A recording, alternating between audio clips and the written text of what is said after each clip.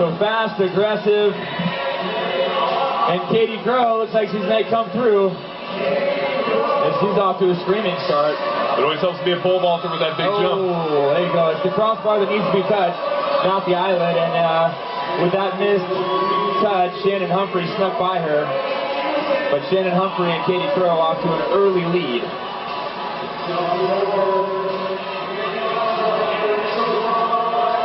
Shannon Humphrey and Katie Crow both up that rope pretty quick.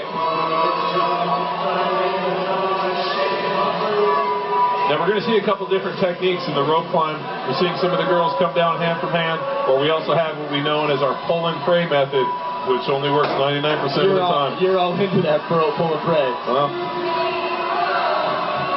and we have Shannon Humphreys, another collegiate track athlete, Division I heptathlete from San Diego State.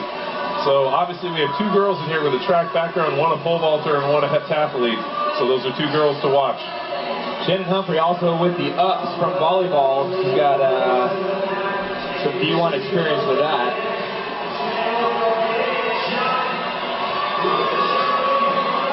So Shannon Humphrey maintains her pace. You can use your feet on the way down, but the ascent is completely legless. On your screen, you see Katie Crow, the next closest athlete in the blue shorts, and she's walking back as Shannon Humphrey continues her charge. And here's exactly what we're talking about. Shannon Humphrey will not go to the CrossFit Games, but her score can and will have an effect on the overall standings. We call it the spoiler. If she goes out, puts out a phenomenal time, it'll just do nothing but throw a monkey wrench into the rest of the point total. But you know what? I appreciate that. It doesn't matter, you're not going to be able to get a chance to go to the games. I appreciate the athlete that goes out and wants to put a stamp on it and say, you know what, I won that one. Amen. No reason to mail it in. It's not a team event, this is the individuals. Yeah. Why make it easy on somebody? Make them fight every step of the way. So the sixth round, we're at 2 minutes and 12 seconds. The time to beat in this region, 6 minutes and 37 seconds. So Katie passed halfway in her workout, and she is on pace to beat that time, but she's now having trouble at the top of the rope.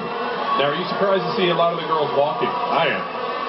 You know, we said it, as soon as we saw this workout, the key for the men was going to be to run. The key for the women was going to be to keep a pace that they can maintain and get up the rope. So I am surprised though to see your early leader, Katie Crow. Not surprised to see these women incorporating that kipping movement that was almost invented last year at the legless competition, it seemed like. Hadn't seen that before.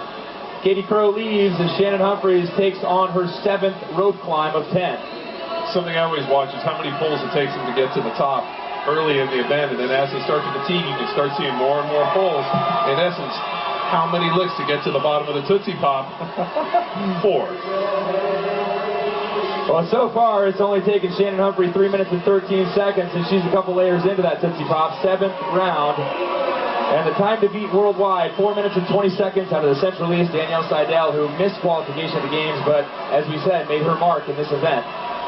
These girls look like boxers, and you see them jogging in, look like they're doing the road work, they're trying to clear their arms, they're kind of shaking their hands out. Obviously their hands are super fatigued at this point from all the pulling they've done. I mean, every workout that we've seen has been some form of pulling motion, whether it be Ollie movements, muscle ups, whatever it is. We've had a ton of pulling, and these girls are really feeling it right now. Keeping that short travel, trying to let her arms get too far past 90 degrees, and when she gets to the top, every single time, Shannon Humphrey. There you go. Boom, there it is, that pull and pray. Yeah, pull and pray.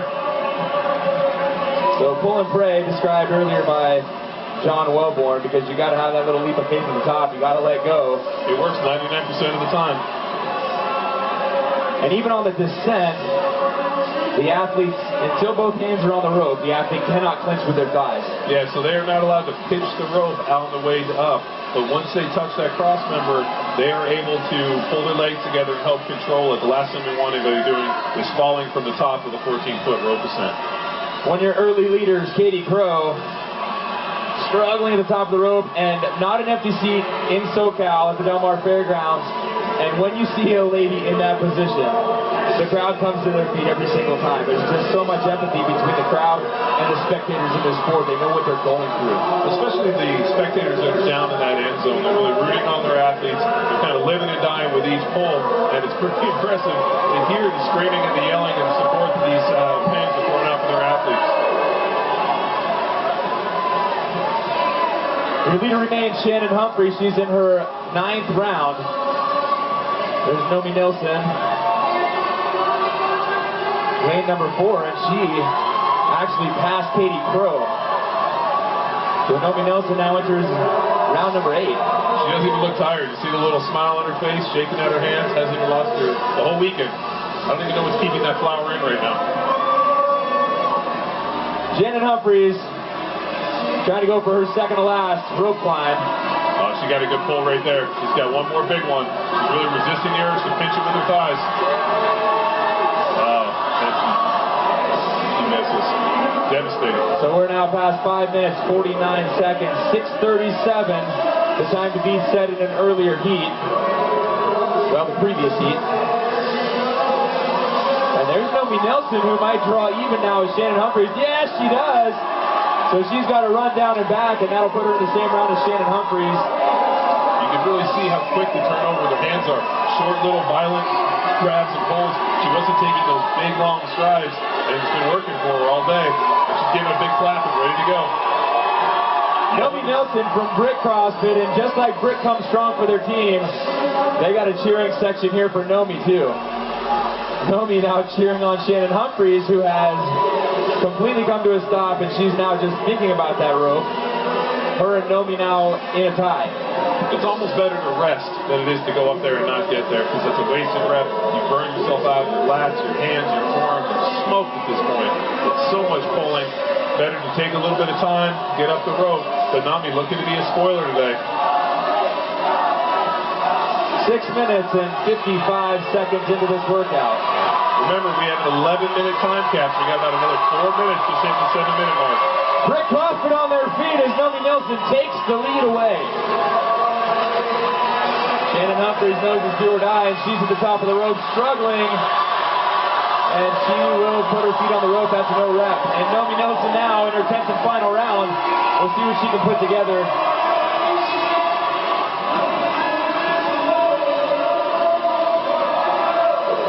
6:37 was the previous time to beat, set in earlier heat. 9:08 is the next best time. So if Nomi can pull this together, this one final rope climb before 9:08 passes on the clock, she'll be in second overall for this event. We've been watching Nomi do this entire competition. A fantastic attitude. No, she's been a crowd favorite from day one, and definitely her attitude and the performance she's put in has made her a crowd favorite and we're rooting for her. She gets her final rope climb, and she'll take this heat in second overall in the event. Yeah! And a big stride. Nomi Nilsson, and now she'll celebrate. And remember, this is her first year competing as an individual in SoCal. A former dance instructor from Salt Lake City. There's Katie Crow. Oh, and Nomi Nilsson is now backflipping across the court. So a little bit left in the tank for Nomi Nilsson. How did we not get a replay of that? Typically no end zone dances in CrossFit, and I don't know how I feel about that. In lane number 1, Rachel Gamayo has snuck into the lead, or second place, shall I say, and she'll now finish behind Nomi Nilsson. It's always great to see the success on the face and the happiness to finish this workout as these athletes are striding it out. Rachel Gamayo, 8 minutes and 51 seconds unofficially. And again now, these women trying to affect the overall standings. Danielle Hale in round number 9. Caitlin Hogan in round number 9. There's Shannon Humphreys, who was on track to annihilate this workout but fell apart in her 8th round.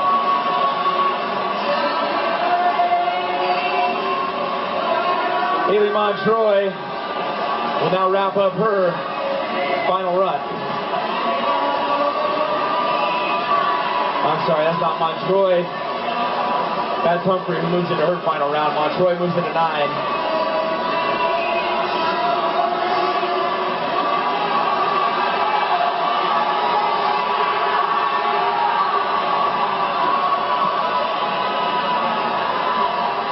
On the right of your screen, chalking up in the yellow shirt, Chelsea Mortar has moved next in line.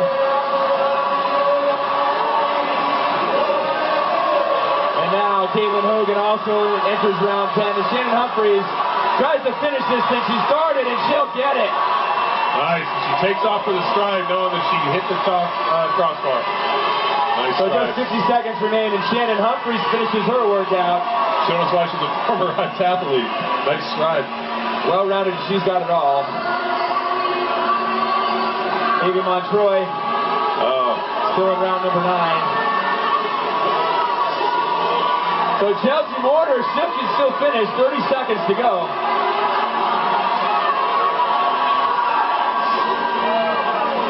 Caitlin Hogan at the top of the ropes in lane number 10, and she'll touch the crossbar. Just under 20 seconds remain for her to get across the finish line. And a lot of heart all day, every day from Chelsea Mortar. And now Katie Crow sprints with 3 seconds to go. She'll put it down, a buzzer beater for Katie Crow. Just coming in right underneath that 11-minute time cap. Naomi Nelson, despite the fact that she's in 19th overall, turns in a top time in this heat and currently in this event, and then provides one of the first end zone dances I've ever seen completed in CrossFit. I think it's the only thing missing from CrossFit is an end zone celebration. Well, I mean, we saw Josh Bridges.